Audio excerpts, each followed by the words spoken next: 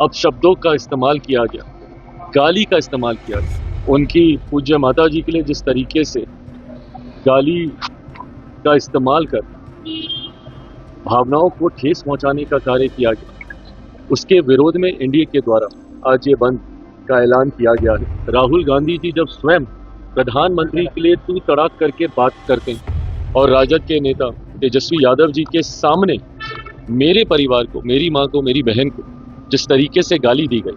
उस वक्त भी ये लोग खामोश रहे। उस वक्त भी मौन धारण कर लिया गया था जब मेरे परिवार को गालियां दी गई थी, और आज भी जिस तरीके से एकदम मौन इन लोगों ने धारण कर लिया, ये मौन एक सहमति भी है। शुरुआत हम लोगों ने शाहबाद से हम लोगों ने की थी और बिहार के अलग अलग जिलों में हम लोगों ने नव संकल्प सभा का हम लोगों ने आयोजन किया, जिसका मकसद बिहार फर्स्ट, बिहारी फर्स्ट की सोच को जनता तक लेकर जाने के उद्देश्य के साथ इन सभाओं को आयोजित किया जा रहा है। आज उसी कड़ी में अगला कार्यक्रम हम लोग का मुजफ्फरपुर में है और उम्मीद ही नहीं, पूरा विश्वास है कि जिस तरीके से बाकी तमाम सभाओं में एक जन सैलाब देखने को मिला है, आज वैसे बिहार बंद हम सबके द्वारा बिहार बंद का भी आयोजन किया गया है। पूरा एनडीए एकजुट होकर 12 बजे तक हम लोगों ने इस बात की घोषणा की है कि जिस तरीके से मेरे प्रधानमंत्री आदरणीय नरेंद्र मोदी जी के राजद कांग्रेस के मंच से अपशब्दों का इस्तेमाल किया गया, गाली का इस्तेमाल किया गया,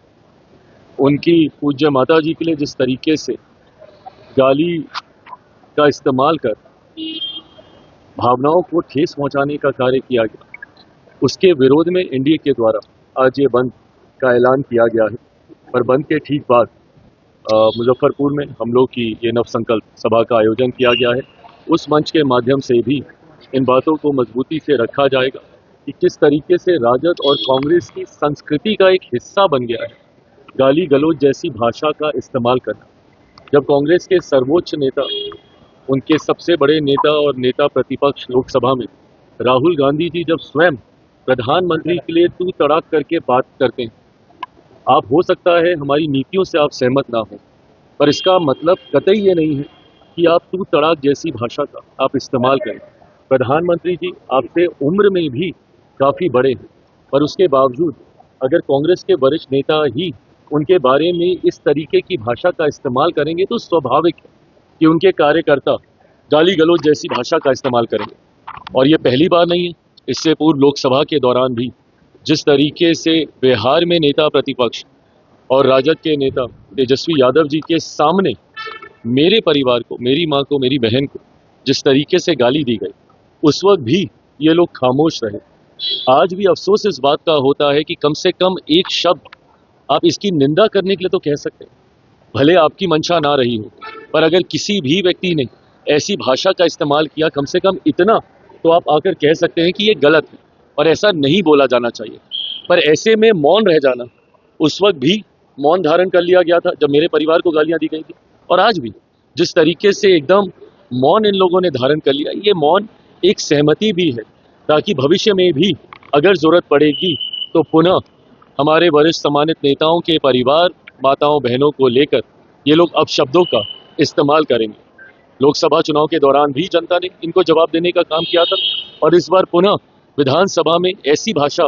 के आक्रोश में जनता इनको जवाब देने का काम। मैं इसके लिए प्रधानमंत्री जी